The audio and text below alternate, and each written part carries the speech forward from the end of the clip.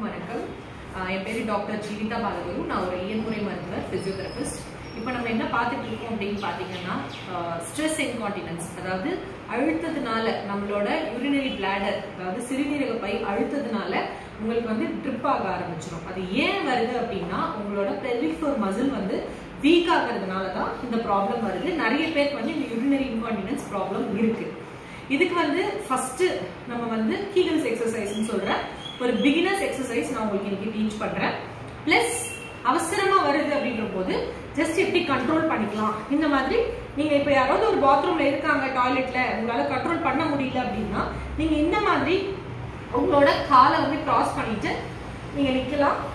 இல்லைன்னா உட்கார்ந்துட்டு கூட இந்த மாதிரி காலை கிராஸ் பண்ணிட்டு நீங்க வந்து இந்த மாதிரி கண்ட்ரோல் பண்ணலாம்.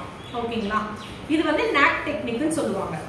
நெக்ஸ்ட் பார்த்தோம் அப்படின்னா கீகல்ஸோட ஃபர்ஸ்ட் ஸ்டெப் ஆஃப் எக்ஸசைஸ். இந்த மாதிரி நம்ம படுத்துட்டு ஃபர்ஸ்ட் என்ன பண்ணணும்னா, உங்களோட இப்போ யூரின் போறீங்க அப்படின்னா யூரின் எப்படி கண்ட்ரோல் பண்ணுவீங்களோ அந்த மாதிரி ஸ்டாப் பண்ணணும். யூரின் எப்படி ஸ்டாப் பண்ணுவீங்களோ அந்த மாதிரி ஸ்டாப் பண்றதை ஃபர்ஸ்ட் கண்ட்ராக்ட் பண்ணணும். அதாவது உங்களோட குளூட்டியல் மசில்ஸ், அதாவது பட்டக்ஸ் மசில், அதெல்லாம் வந்து கண்ட்ராக்ட் பண்ணக்கூடாது. உங்களோட யூரின் போற இடம், அதுக்கப்புறம் வந்து வெஜைனா, உங்களோட பெண் உறுப்பு, அந்த சைட்ல இருக்கிற மசிலை மட்டும்தான் கண்ட்ராக்ட் பண்ணணும்.